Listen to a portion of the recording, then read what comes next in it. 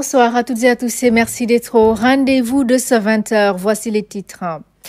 Le chef de l'État est arrivé à New York où il doit prendre part à la 74e Assemblée générale des Nations unies. À son arrivée, la communauté sénégalaise lui a réservé un accueil enthousiaste à la Maison du Sénégal à New York. À Dakar, la communauté mouride a réservé un accueil ardent à son khalife général. Serigne Mountakha Mbacké est venu prendre part à l'inauguration de la grande mosquée Massalikul Jinan prévue le 27 septembre prochain. Retour sur cet accueil dans cette édition. Démarrage imminent des travaux du mémorial Bateau le Joola. Les obstacles liés au retard ont été levés. Le ministre de la Culture a visité le site en compagnie des familles de victimes. Des échanges avec les parties prenantes ont suivi pour définir l'agenda du lancement des travaux. Mesdames et messieurs, bienvenue dans ce journal. Le chef de l'État est à New York depuis hier. Le président Macky Sall doit prendre part à la 74e Assemblée générale des Nations unies. À son arrivée à la Maison du Sénégal où il réside, des compatriotes se sont mobilisés pour réserver un accueil enthousiaste et chaleureux au chef de l'État, envoyé spécial à New York, Oumar Nying. Dans la phase finale de son vol en provenance de Dakar, l'avion du président Macky Sall atterrit à l'aéroport Long Island. Le chef de l'État et la première dame, Madame Marème Sall, sont accueillis par le ministre des Affaires étrangères, l'ambassadeur du Sénégal aux États-Unis et d'autres officiels. Comme il est d'usage ici, le cortège venu à la coupée de l'avion fait cap ensuite sur la ville de New York, où se tient la 74e session de l'Assemblée générale des Nations unies. À marge de ce grand rendez-vous, le président Macky Sall prendra part à plusieurs panels.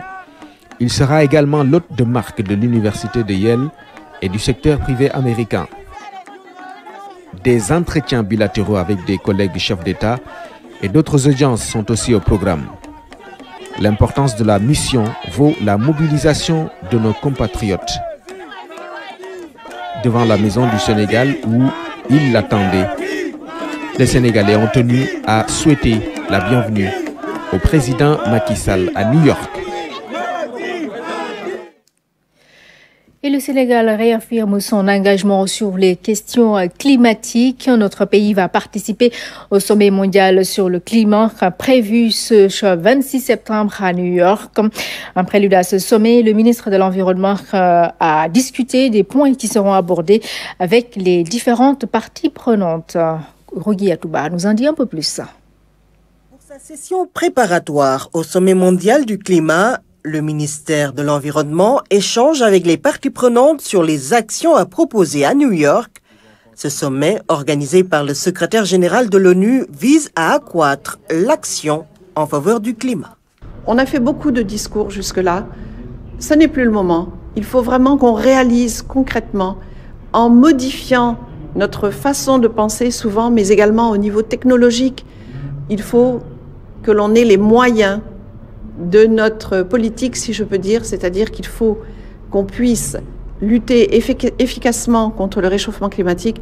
Et c'est un espoir, ce sommet climat-action à New York est un espoir pour tous les pays comme les nôtres, les pays en voie de développement, qui ont le droit, comme tous les autres pays, à un développement, mais un développement intelligent.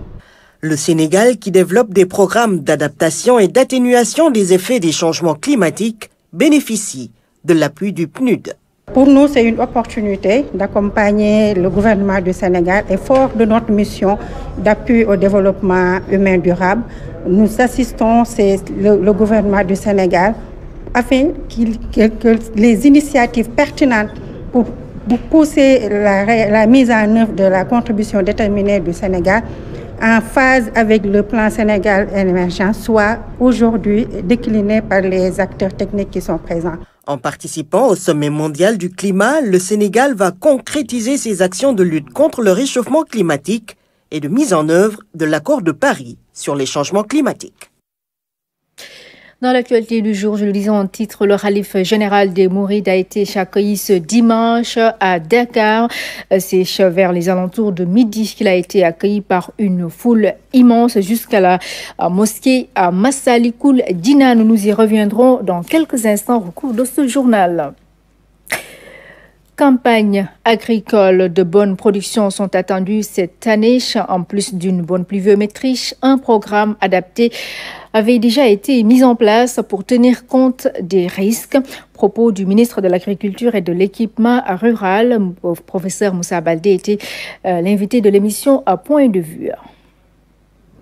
Ces dernières années, on avait l'habitude de faire un programme qu'on dit régulier, qu'on met en place. Et si jamais on sent qu'il y a, par exemple, des problèmes avec l'hivernage, on mettait en place un programme d'adaptation. Cette année, on est déjà parti vers un programme adapté. Et je pense que, définitivement, il faut qu'au ministère de l'Agriculture, qu'on propose maintenant, au début de l'hivernage, un programme qui est adapté. Ne plus partir sur l'hypothèse qu'on aura un bon hivernage. Oui. Partir sur l'hypothèse que maintenant les hivernages sont chaotiques et essayer de mettre les intrants selon les zones hydro-agricoles avec les prévisions météorologiques, mettre déjà un dispositif qui tient en compte. Y aller avec un brin de pessimisme, quoi, c'est ce que vous voulez dire? Exactement. Ouais. Alors, lors du conseil interministériel d'il y a quelques mois, on se souvient, l'objectif était de conserver les acquis et évidemment faire mieux que l'année dernière. À cet instant précis, comment se présente le tableau? Oui, on a eu peur, c'est vrai. Je me rappelle, j'éditionnais les grandes familles religieuses du Sénégal pour prier pour la pluie en fin juillet. Mais à l'heure actuelle, d'après les informations qui viennent du terrain, moi-même j'ai fait une tournée en Casamance, une tournée à la vallée du fleuve Sénégal et une tournée récemment dans le bassin arachidien. Oui. Globalement, nous pensons qu'il y a eu plus de peur que de mal, que les rendements seront au rendez-vous et que la production sera effectivement au même niveau, voire supérieur à l'an prochain. Santé, renforcement du système, près d'un millier de sages-femmes, infirmières et infirmiers ont été formés à distance. Après deux cohortes, AMREF a permis à près de 400 agents de mettre à jour leurs connaissances. Le ministre de la Santé a présidé la cérémonie de remise des diplômes. Oumar Diaw. Sages-femmes, infirmières et infirmiers jouent un rôle important dans la chaîne de soins. Pour la troisième fois, AMREF leur a offert une formation en ligne pour les mettre à niveau. Former des sages-femmes et des infirmiers qui sont en activité, mais qui étaient formés avec un niveau de baccalauréat plus 2 ans. Alors que maintenant, le niveau requis pour être sage-femme et infirmier, c'est bac plus 3 ans. Et ils doivent sortir avec un niveau de licence en sciences obstétricales et infirmières.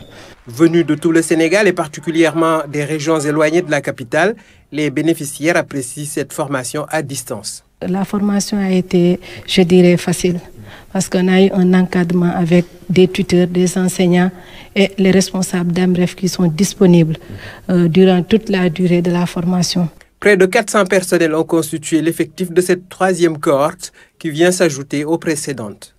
Présentement, 880 infirmiers et sages-femmes ont été formés par le e-learning. Aujourd'hui, nous avons donné effectivement les diplômes de 392 infirmiers et sages-femmes. La formation à distance présente de nombreux avantages. Elle permet une mise à niveau simplifiée et à large échelle. Le monde va très vite et il est important, quand on est dans l'activité, de temps en temps, de se remettre en cause et d'apprendre effectivement les nouveaux outils de la profession. Le parchemin entre les mains reste maintenant les procédures administratives de reclassement. Reclasser nos aînés de la première et de la deuxième cohorte pour que nous aussi, nous puissions aspirer à être reclassés et alignés. Grâce au e-learning, il a été possible d'assurer cette formation complémentaire sans faire bouger les agents de leur poste. Une adaptation aux opportunités de la technologie et du téléenseignement. Bientôt le démarrage des travaux du mémorial bateau le Djola, annonce du ministre de la Culture. En visite à Ziguinchor, il a rencontré les différentes parties prenantes pour échanger sur le projet. Les précisions d'Abdelaziz Ban, notre correspondant. Accompagné des autorités et des familles des victimes, le ministre de la Culture a visité le site du projet du mémorial bateau le Djola. Sur place, les échanges ont permis au ministre de s'enquérir de la situation qui prévaut sur ce site. Cap ensuite sur la gouvernance de Ziguinchor pour cette rencontre d'échange et de partage avec les familles des victimes et les personnes concernées par le projet. Avoir une réunion avec l'ensemble des acteurs, c'est-à-dire les familles de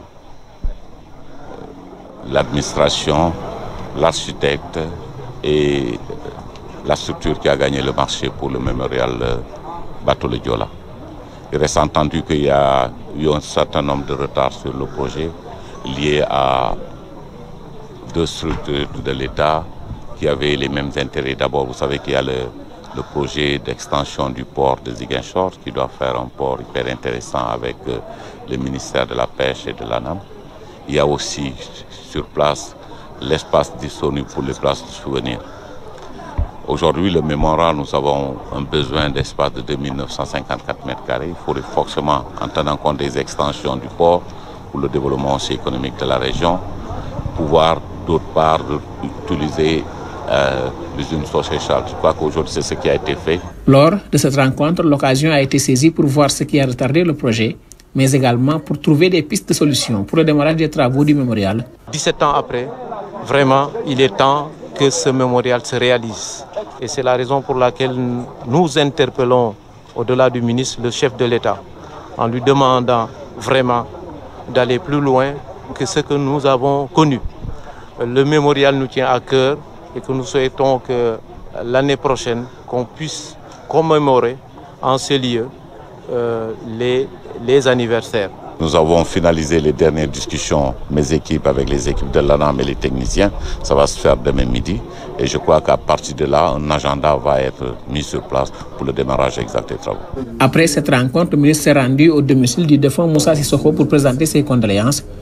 Moussa Sissoko, rappelé à Dieu la semaine dernière, était jusque-là le président de l'association des victimes du Bateau le Joola.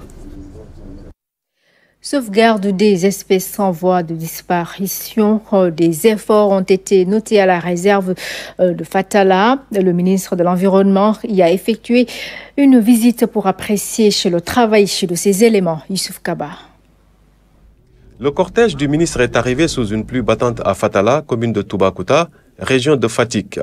Une réserve de faune et de flore qui constitue l'une des plus grandes attractions depuis sa création au Sénégal. Fatala offre un cadre accueillant et des espèces fauniques très recherchées. Nous sommes venus visiter cette réserve de Fatala, bien sûr, dans des conditions qui n'étaient pas les meilleures. Nous sommes arrivés sous la pluie. Nous avons pu quand même visiter difficilement. Mais ce que nous avons vu ce matin nous rassure quant à l'importance de dupliquer et quant à l'importance d'avoir ces réceptacles partout au Sénégal. Ça nous permet vraiment de garder intactes nos forêts. Le gouvernement du Sénégal souhaiterait voir des initiatives de cette nature se multiplier. La sauvegarde des réserves forestières en dépend fortement. Le PSE vert est d'ailleurs mis en place à cet effet pour préserver la biodiversité. Ce que nous avons observé, c'est la reconstitution de beaucoup d'espèces en termes de densification. La forêt est revenue, les espèces sont là.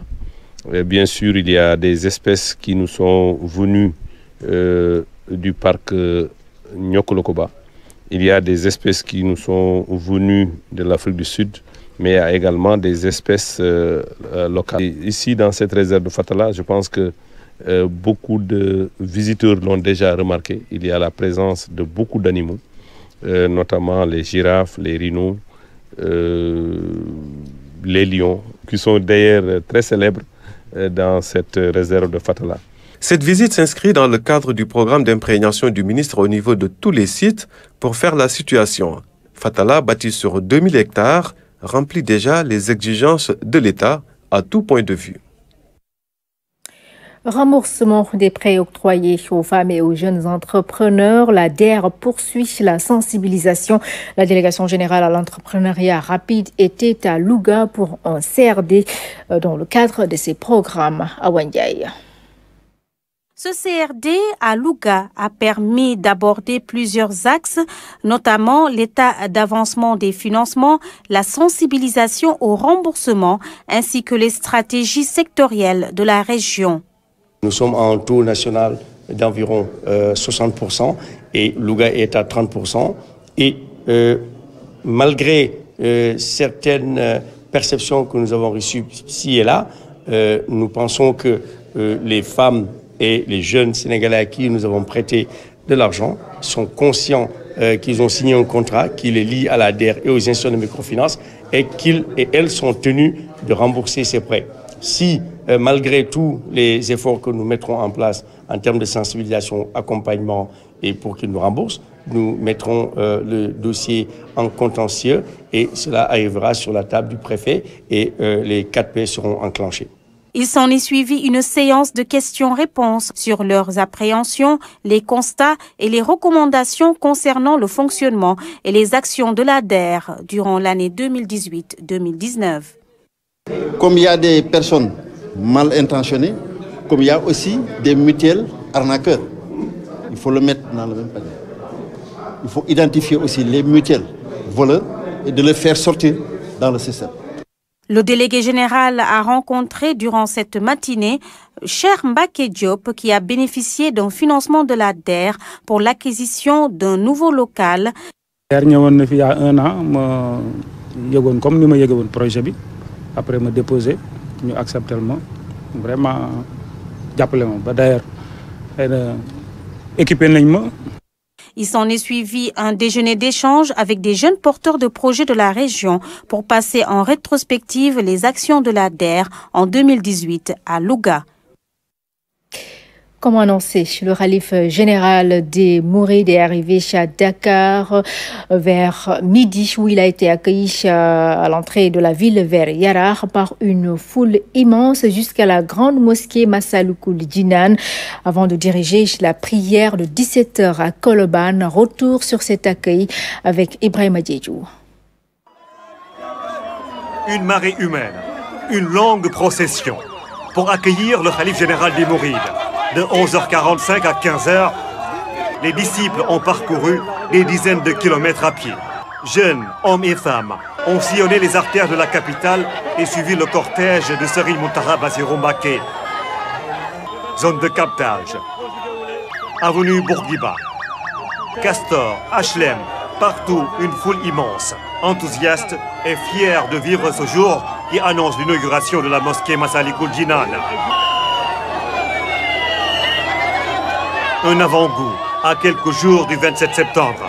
Dans la ferveur, des milliers de personnes ont tenu à réserver aux guides religieux un accueil sans commune mesure. Spontanément, se met en place un cordon sécuritaire en parfaite communion avec les forces de l'ordre.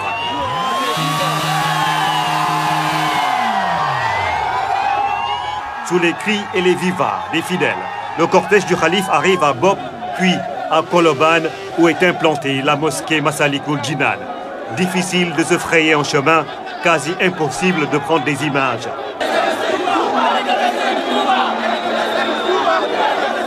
Quelques minutes après, Serigne Mountakha Bassirou Mbacké apparaît. La foule est en transe. Le khalife des Mourides entre dans sa voiture, direction Colobane, où l'attendent des centaines de disciples. L'entrée à la résidence, la maison de Serigne Touba, est des plus difficiles. L'on se bouscule pour le voir ou se rapprocher de lui. Vers 17h, après la prière de Asr, Serigne Mountakha Mbacké reçoit quelques fidèles et prie pour l'assistance. Le khalife général des Mourides va séjourner à Dakar jusqu'au soir du 27 septembre, après avoir inauguré, en présence du président Macky Sall, la mosquée qui commence déjà à refuser du monde. Des disciples de Serigne Touba l'ont assiégé. D'autres nettoient les lieux. Les rues de Colobane sont brusquement propres et décorées. Tous attendent le jour J, le vendredi 27 septembre. Justement, le maire de Fass-Gueule-Tapée, Colobane, est dans les préparatifs de cette inauguration de la grande mosquée Massalikul Jinan. Les populations de cette commune ont mis les bouchées doubles pour réussir également à l'accueil du khalife général des Mourides. Voici le maire Ousmane Doye. Nous tenons absolument à l'accueillir et le mettre dans les conditions les plus favorables. Son équipe et toutes les personnes qui l'accompagnent. Nous ferons de notre mieux parce que c'est ma commune qui reçoit, c'est le maire de Gueule-Tapée Fass-Colobane qui reçoit le khalife chez lui. L'histoire le retiendra, c'est une fierté extraordinaire. Et les populations ont adhéré, bien entendu, parce qu'ils se sont organisés. Toute la semaine passée, ils ont procédé à des opérations de nettoiement, de déguerpissement, de set-setal. Ils se sont retrouvés en CLD, Comité local de développement, pour préparer la visite, la venue du Khalife général. Nous en sommes fiers et toute la population est avec moi pour que l'histoire retienne que cela s'est bien passé. On a vu cet engouement autour de l'arrivée de Serigne Mountakha Bassirou Mbacké et l'inauguration prévue le 27. Et on a vu ces actes citoyens, nettoiement et tout ça. Est-ce que les citoyens pourraient perpétuer ça avec l'appui des mairies et de l'État? Parce que c'est le défi à relever aussi. Alors, nous avons tenu une réunion hier avec tous les daïras mourides de ma commune et ils ont pris l'engagement de continuer l'action. Et ils le feront tous les mois. C'est l'engagement qu'ils ont pris à partir du mois prochain. On va peut-être prendre le premier dimanche de chaque mois. On va s'organiser pour faire une opération de set-setal dans la commune. C'est décidé et ça est la force du mouridisme. C'est le respect du ndigal. Ils ont entendu quelque part que le marabout a demandé que ça soit maintenu. Ils ont accepté, ils ont décidé de le faire. Et ça, c'est à la bonne heure pour nous parce que sinon, ça aurait été très difficile pour nous. Et puis le comité central du Parti de l'Indépendance et du Travail a rendu hommage à Amath Dansokho. Il a dédié une journée au défunt. Il s'agit ainsi de partager avec les Sénégalais l'œuvre de l'illustre disparu, compte rendu à Lamine Touré. Amath Dansokho continue d'émerveiller le Sénégal et l'Afrique. Un mois après son rappel à Dieu, le marxiste convaincu a eu droit à une journée d'hommage. Universitaires, diplomates, patronat, société civile, camarades de parti, tous ont tenu à rappeler le parcours d'un homme, celui d'un militant infatigable pour les causes justes. Des faits d'armes de haute portée, à la fois politique et sociale, ont été exposés au public. Un militantisme très tôt engagé. Parlant d'Amath, nous nous adressons à nous-mêmes, au Sénégal tel qu'il va, à toutes les femmes, à tous les hommes qui se mêlent de politique. Car Amath était un homme politique. Un homme politique animé par un dessein que lui-même énonçait par cette formule connue. Je me veux un homme libre, toujours en quête de plus de liberté et de justice sociale. Son engagement fut précoce. Élève, il mena des grèves au collège Blanchot de Saint-Louis. Son rejet de la politique assimilationniste, du colonialisme français, incarné à l'époque par la section française de l'Internationale ouvrière de Lamine Gueye, fit de lui un partisan de Léopold Sédar Senghor, théoricien de la négritude.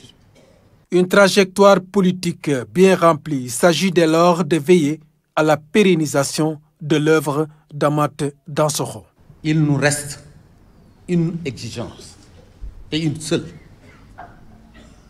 C'est être digne dans l'héritage de celui qui a traversé la vie et l'histoire de notre pays.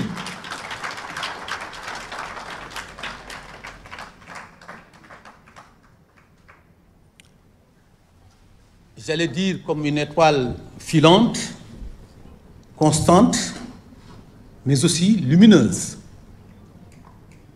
Nous devons apprendre de la vie d'Amath. Je vais retenir une chose. Sa capacité à appréhender les enjeux, les priorités pour notre pays, pour l'Afrique. Sa capacité à garder le cap, mais en ayant à l'esprit le réel, en gérant les obstacles. Oui, pour l'indépendance.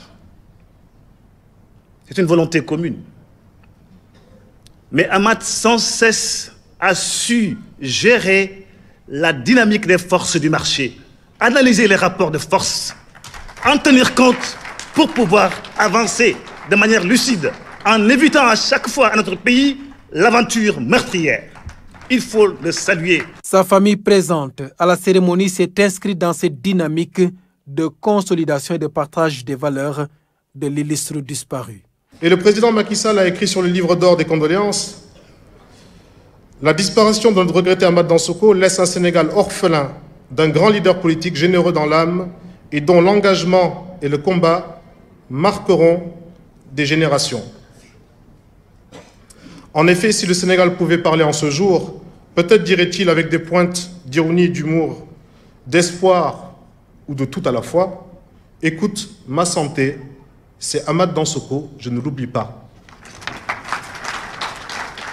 L'université Cheikh Anta Diop de Dakar, pour sa part, a décidé d'organiser dans le futur une table ronde pour échanger et discuter sur l'œuvre du président d'honneur du Parti de l'Indépendance et du Travail, une manière de tirer des éléments scientifiques au combat d'Amath Dansokho. Place à notre focus du jour qui nous mène à Karang pour aller à la découverte de la brigade commerciale des douanes. Créée il y a quelques mois, cette unité a réalisé des saisies records de produits prohibés et de recettes conséquentes. Elle fait aujourd'hui la fierté de l'administration des douanes. Le reportage est signé Claire Diop. Embuscade à Médina Djikoy, une localité qui se trouve à Karang dans la région de Fatick, à quelques encablures de la frontière entre le Sénégal et la Gambie. Des contrebandiers à bord de motos et à pied transportaient de la marchandise frauduleuse. Sur la base de renseignements clairs fournis aux éléments de la brigade commerciale des douanes de Fatick, une opération est soigneusement déroulée pour appréhender les malfaiteurs. Après avoir disposé d'un bon renseignement, eh bien, on est obligé de se cacher. L'embuscade suppose une opération où on se cache. On se cache pour éviter, parce qu'il faut se dire, les trafiquants, avant qu'ils se déplacent, ils ont le temps de jauger le terrain, voir est-ce qu'il y a la présence, est-ce que c'est sûr de sortir leurs marchandises. Pour les appréhender, il faudra nécessairement avoir leurs renseignements et bien se cacher pour permettre en tout cas de les laisser le terrain libre, en tout cas leur faire croire que le terrain est libre, les laisser sortir et ensuite vous réagissez. C'est ce que nous venons de faire dans le cadre de notre embuscade. Face à la menace de plus en plus croissante, la brigade commerciale des douanes de Karang est nouvellement créée. L'ambition est de mieux cerner les enjeux, mais aussi répondre aux préoccupations des populations en termes de proximité, mais aussi de sécurité. C'est une brigade dont la création est venue à son heure, parce que vraiment, vu les résultats qu'ils ont faits, cela même s'est répercuté dans les réalisations du bureau de Karang. Aujourd'hui, le bureau de Karang a atteint des réalisations mensuelles de près d'1 milliard. Ça, c'est grâce non seulement à la décision du directeur général des douanes d'ériger ce bureau en bleu de plein exercice, mais également aux contrôles qui sont effectués par la brigade commerciale. Les résultats sont là et ils prouvent encore une fois la pertinence de la création de cette brigade. L'idée est saluée par les populations locales. L'impact sur place est non négligeable. Et si vous regardez le secteur, le cadre a été vraiment amélioré. En plus de cela, la lutte contre les fraudes a été vraiment menée avec une main de fer par le lieutenant et ça a donné beaucoup de fruits.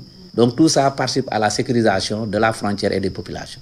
La réorganisation des services douaniers par le directeur général a eu comme impact direct ces résultats records enregistrés en si peu de temps.